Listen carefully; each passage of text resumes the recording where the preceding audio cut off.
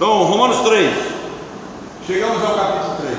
Em Romanos 3, Paulo reafirma que todos são pecadores. Isso é um axioma, uma sentença. Todos são pecadores. Ele vai repetir isso constantemente no capítulo. E igualmente o quê? Todos são pecadores e igualmente culpados diante de Deus. Por isso que é claro, não há nenhum justo, nenhum sequer. Nos capítulos 1 e 2, Paulo mostrou que a humanidade ela é o quê? Indesculpável. Todos devem reconhecer e admitir que são o quê? Pecadores. A começar por aqueles que dizem, preste atenção, que tem alguns que reivindicam algumas desculpas. Quais são delas? Deus não existe. E aí vem a questão dos ateus. Deus não existe, eu não tenho culpa nenhuma. Segundo, sigo e obedeço a minha consciência, né? E aí Paulo escreveu, né? Romanos 1, 18 a 32, para colocar um ponto final nessa ideia aqui, que o homem é guiado pela mente. Outros dizem, eu sou uma pessoa boa. Essa é a maioria desculpa da humanidade. Não, eu sou uma pessoa boa, eu não mereço ser condenado, né? Aí outros dizem assim, não, eu não sou tão bom assim, mas também não sou tão mal como os outros, né? Aí Romanos 2, de 1 a 16 vai contra isso. Outros dizem, eu sou o quê? Religioso. E agora Paulo vai falar para os descendentes de Abraão. Eu sou um judeu, eu sou religioso, eu sou descendente de Abraão, sou membro de uma igreja. Aqueles que acham que o fato de ser membro da igreja vai garantir alguma coisa, né? Não mereço condenação. Aí Paulo escreveu Romanos 2, 17 a 19 para calar isso aí. Então Paulo fecha a questão dizendo que todos o quê? Pecaram e merecem o juízo divino e garantem e carecem de salvação. Então, todos eles que dizem que Deus não existe, aqueles que seguem a sua consciência, aqueles que se acham pessoas boas, aqueles que não são tão mal assim, aqueles que são religiosos, aqueles que descendem de Abraão e por isso são membros de uma igreja, todos estes nasceram debaixo do pecado. Pode passar. Em seguida, Paulo responde às objeções dos judeus usando um estilo literário chamado diatribe. O que é isso? O que é diatribe? É como se o apóstolo estivesse travando uma discussão com um interlocutor imaginário. Tá? O Paulo está aqui e é como se ele estivesse travando uma discussão. Observe que o texto é cheio de interrogação. Ele diz: que diremos? Acaso para que Deus seja bom tem que abundar o pecado? Ele é como se ele estivesse perguntando para uma outra pessoa. Então isto chama-se diatribe na literatura. E aí tem os estudiosos que eles, na sua maioria, dizem que Paulo tinha um sujeito, um inimigo, um poeta, né? Helênico, chamado Sêneca, tá? E Sêneca, ele era filósofo. Para quem era filósofo, dramaturgo, poeta, Sêneca, ele foi conselheiro de Nero, um dos conselheiros de Nero e de outros imperadores, tá? Antes de Nero. Então, alguns dizem que Paulo discutia com Sêneca, porque Sêneca ensinava a questão de seguir a consciência, a questão de que Deus não era um Deus que punia ninguém, não era um Deus mau. E aí é como se Paulo estivesse escrevendo, contrariando a ele. Ou seja, então as ideias de Sêneca tinham tomado conta da sociedade em Roma. E aí Paulo escreve para a igreja, para que a igreja tomasse consciência e não seguisse as ideias de Sêneca. Mas tem um outro grupo, do qual eu faço parte, de que para mim Paulo não estava nem aí para Sêneca. Na minha opinião, Paulo estava brigando com ele mesmo.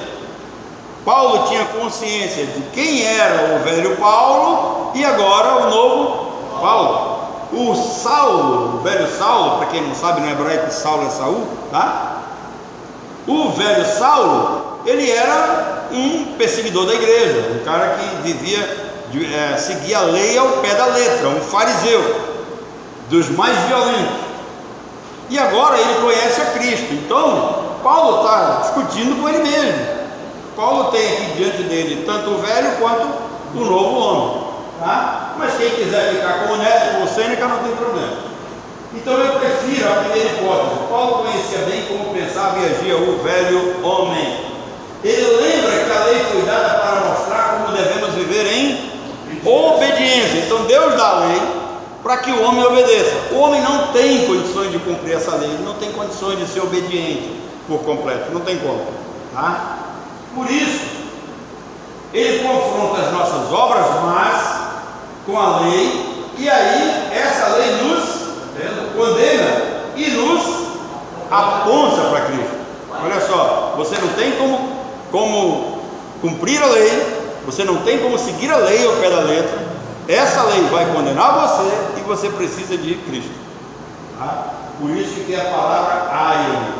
A lei nos condena, mas ela não é a base da nossa esperança.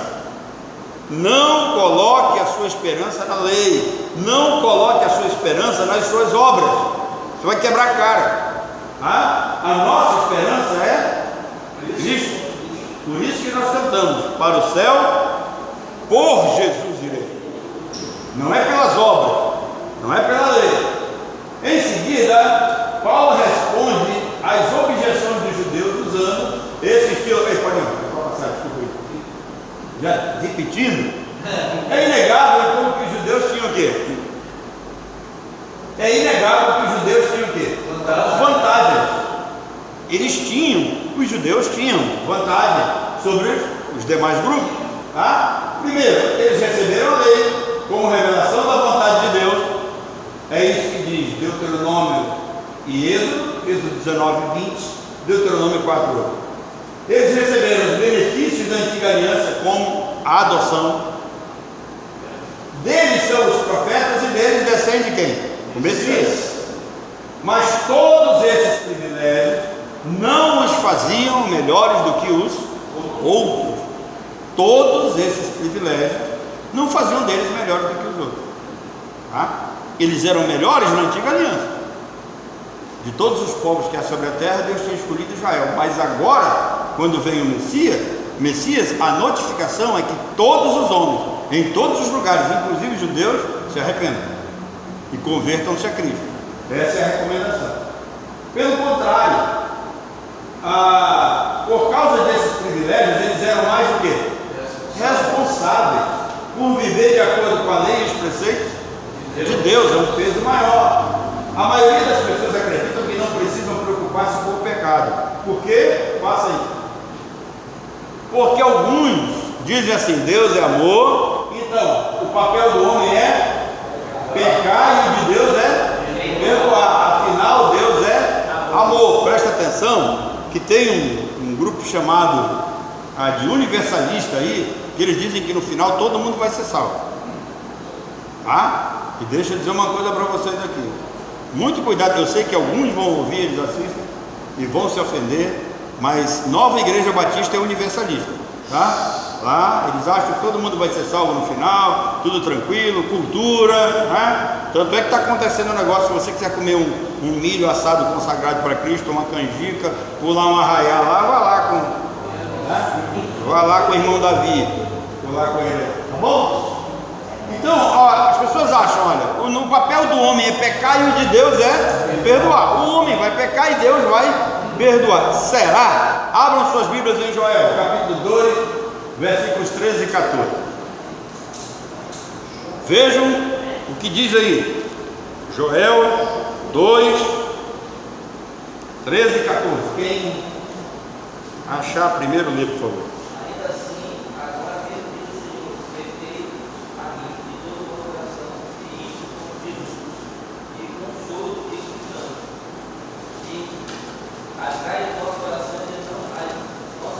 Aí que eu quero, segura um pouquinho, vamos lá nós dois. Rasgai os vossos corações e não as vossas vestes. Olha só, ele não está falando de coisa exterior. Aquele sujeito que chora lá, derrama aquelas lagriminhas de crocodilo, né? Então ele diz: rasgai o vosso coração e não as vossas vestes.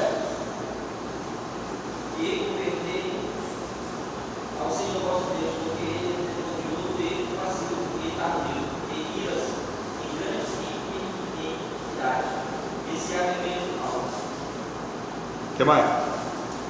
Quem sabe se não se volta e se arrependerá e deixará você uma vez. Olha só, obrigado. Ele diz: rasgai o vosso coração e não a vossa veste, convertei-vos ao Senhor, e Ele é compassivo, é misericordioso, tardio em irar-se, e se arrepende do mal. Essa expressão aí nós já vimos, ela não cabe aí, né?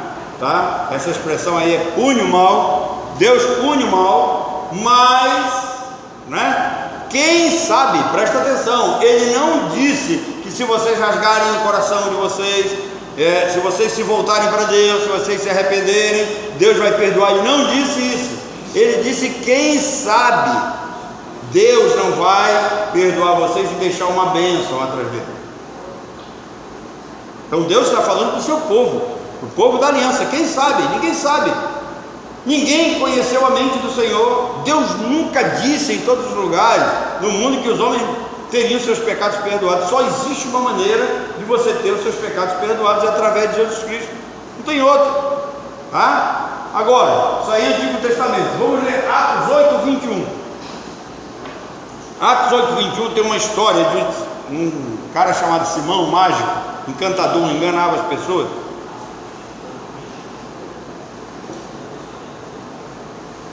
E aí ele queria comprar o poder do Espírito Santo. O que diz o texto?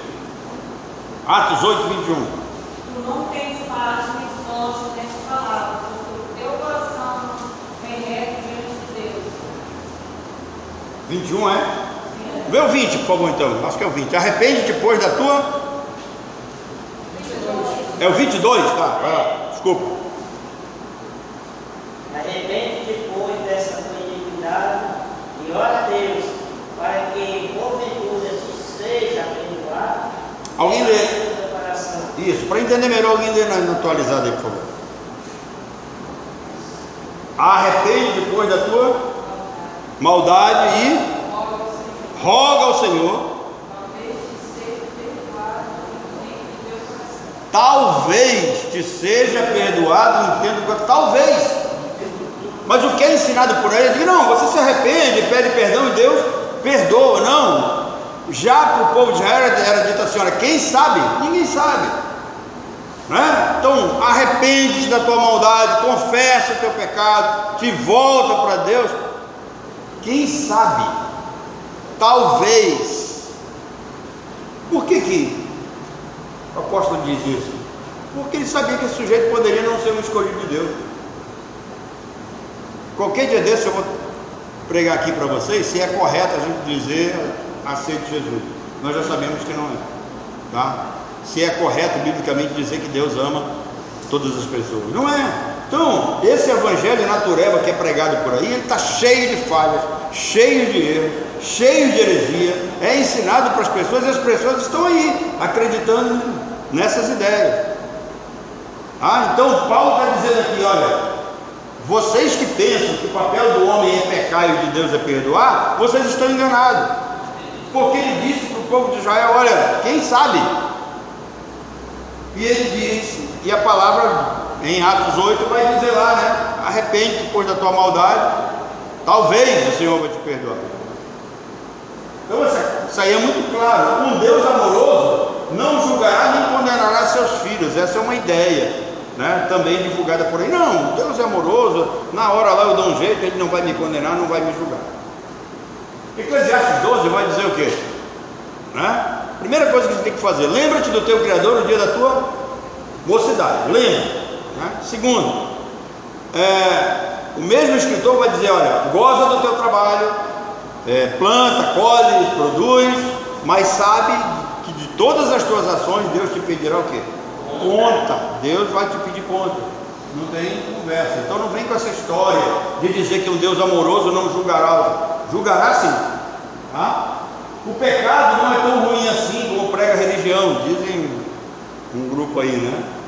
Estava ouvindo uma discussão sobre a relação homoafetiva, né? Casamento entre gays, vamos falar o português claro. E aí um disse assim: olha, quando a igreja condena isso, ela está infringindo o principal mandamento, que é o mandamento do amor. Presta atenção, gente. As pessoas acham que pelo fato de eu ter que amar o meu próximo como a mim mesmo, eu sou obrigado a aceitar aquilo que a Bíblia abomina. E aí as pessoas têm uma ideia errada de amor. Presta atenção, amor hoje, as pessoas entendem assim: o filho erra, comete todo tipo de erro, né? Alguém deu a seguinte ilustração assim: o cara bate o carro, mata uma pessoa, vai preso, né? Aí o pai vai lá e paga fiança e leva o menino para casa. Eles acham que isso é amor. Não é amor. Salomão nos ensina desde cedo: aquele que ama cedo o quê? Disciplina. A estultícia está ligada ao coração da criança, mas a vara da disciplina livrará dela. Então, observem que Deus é amor, mas para aceitar os escolhidos, Ele teria que purificar esses pecados. Não teve como. E como Deus não viu que não havia nenhum homem capaz de realizar isso diante dele, Ele sacrificou Jesus Cristo. Tá?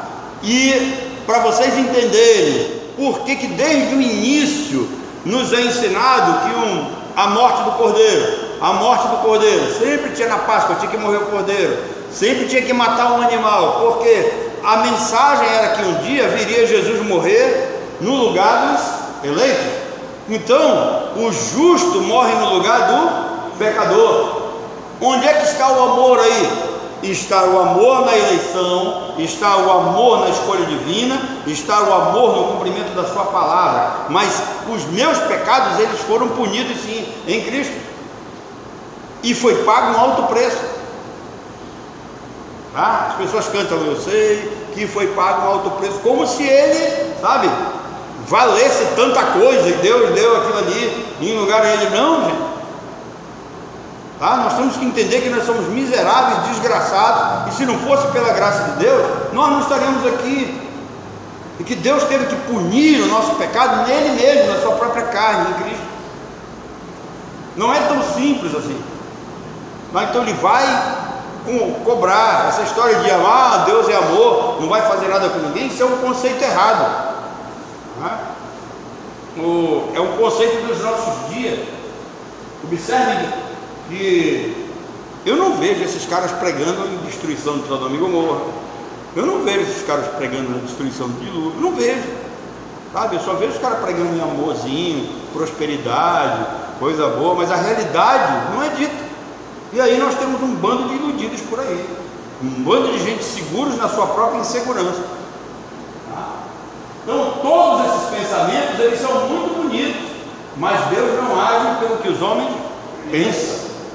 Deus pedirá conta de todos os nossos atos, não importa quantas desculpas inventemos. Paulo usou o Salmo 14, de 1 a 3, para dizer que não há um justo, nenhum sequer, não há quem faça o bem, não há nenhum sequer. Não há inocentes nesse mundo, ninguém é justo diante da santidade e justiça de Deus. Então, vamos às perguntas dos judeus e às respostas de Paulo. Capítulo 3, Paulo tem essa seção: os judeus fazem perguntas e Paulo responde. Agora, por isso que eu digo que Paulo está discutindo com ele mesmo, o velho homem com o novo homem. Entendam só, Paulo diz assim: os judeus estão livres da condenação pela vantagem da aliança? A resposta é não. Os judeus quebraram as alianças e foram desobedientes também. Segunda pergunta: quais as evidências que todos pecaram? A resposta de Paulo: não há nenhum justo, nenhum sequer. Ninguém pode ser justificado de seus pecados por obras. Tá? Aí, o Romanos 5,12, né? Para a gente entender: em Adão todos pecaram, porque recebemos essa natureza de Adão. Romanos 6, 23. Romanos 6, 23. O salário do pecado é a morte, mas o dom. Um homem desse que nasceu na igreja não sabe Romanos 6, 23. Daqui é proibir o pastor de tocar.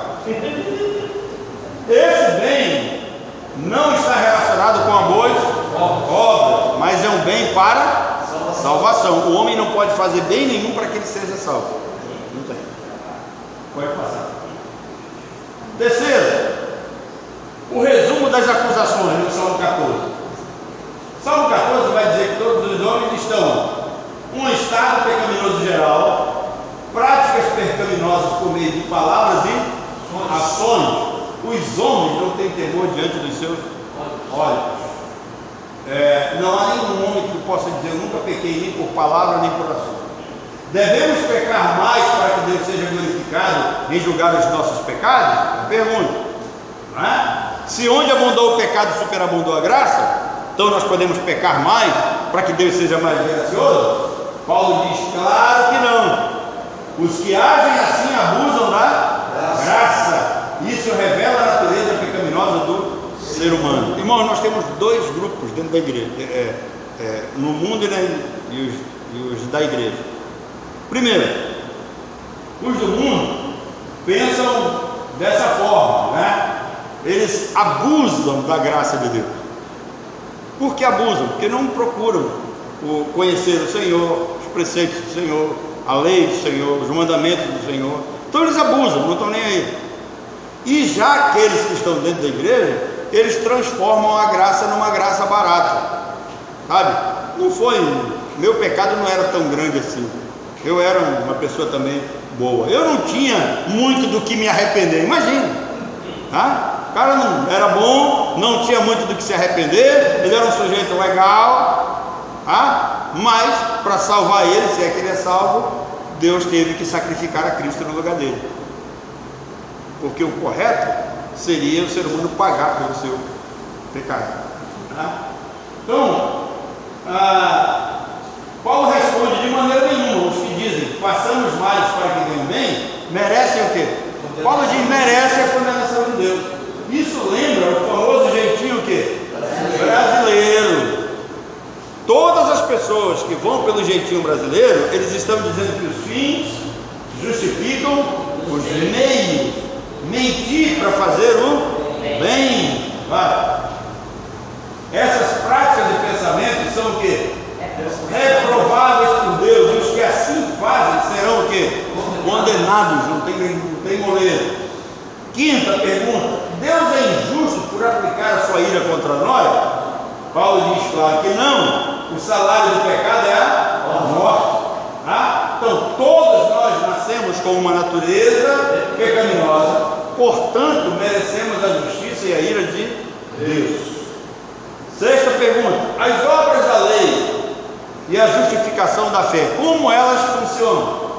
Ele diz, versos 19 e 20, Paulo conclui que a lei traz o quê?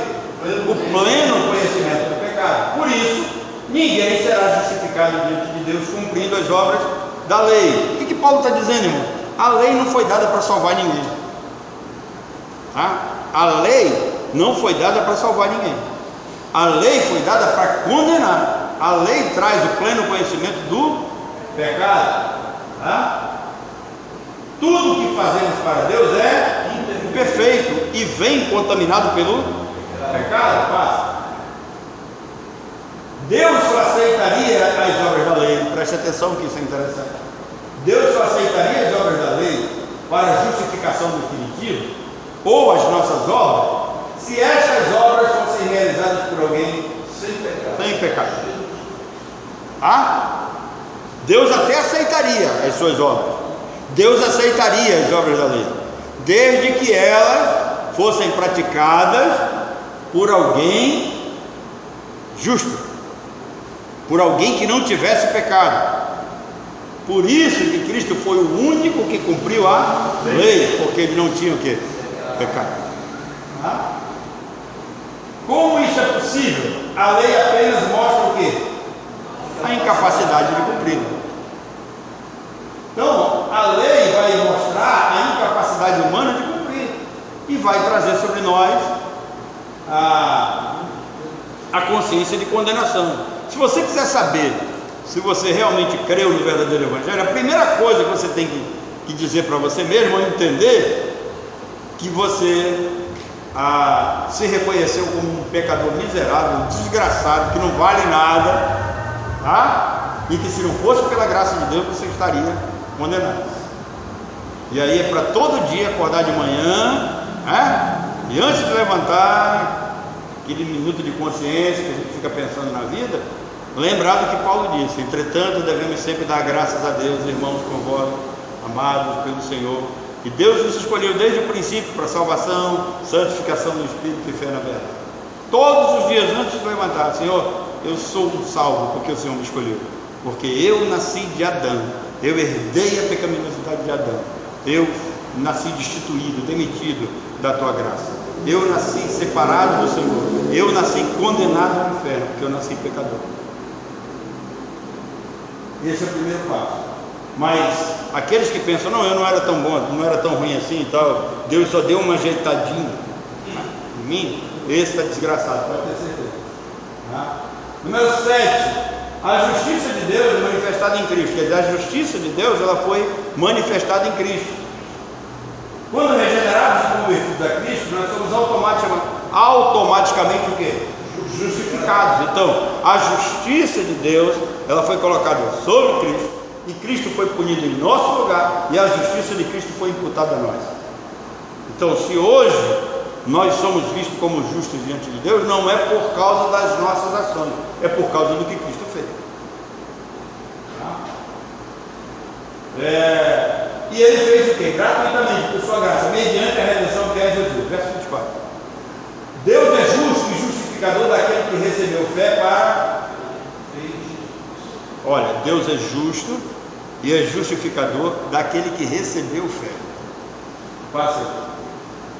Não podemos ser arrogantes e presunçosos, achamos que podemos fazer alguma coisa para recebermos a salvação. A salvação é pela graça, o preço foi pago pelas obras de Jesus, o justo, puro, único, sem pecado. Se verdadeiramente formos salvos, não perderemos a salvação, continuaremos crendo em Jesus até o fim. Paulo termina lembrando a judeu e gentio que somente Cristo tem o poder de salvar. Ele diz que a lei não é anulada pela fé, mas é confirmada pela fé. Por quê? Porque cremos pela fé que as obras da lei foram cumpridas em sua totalidade por Cristo. Irmãos, aqui tem um detalhe muito interessante, presta atenção. Paulo diz que a lei não anula a fé.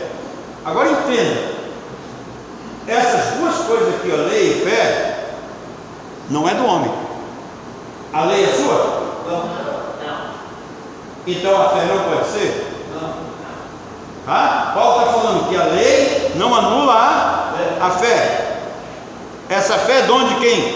De Deus. Então, mais uma vez, quando o cara diz: pegue sua fé, creia, ele está mentindo para você. A fé é dom de Deus. Bote a sua boca no pó, se humilhe, que talvez ele vai se voltar para você. Então nós cremos que pela fé as obras da lei foram cumpridas em Cristo. Fácil. Isso garante em definitivo a nossa o quê?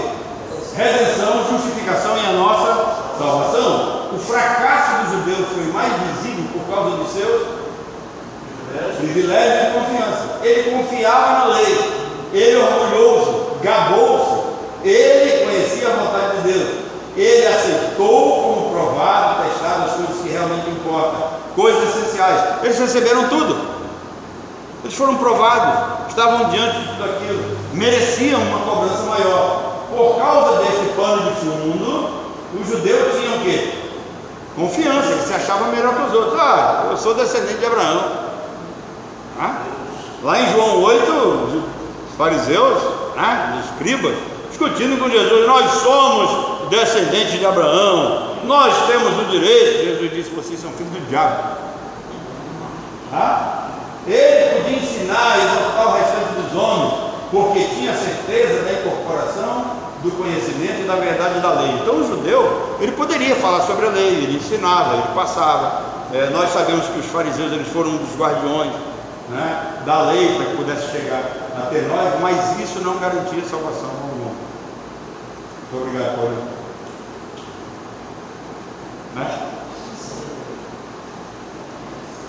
Então, queridos, próximo domingo nós vamos começar a trabalhar essa questão da lei e da graça.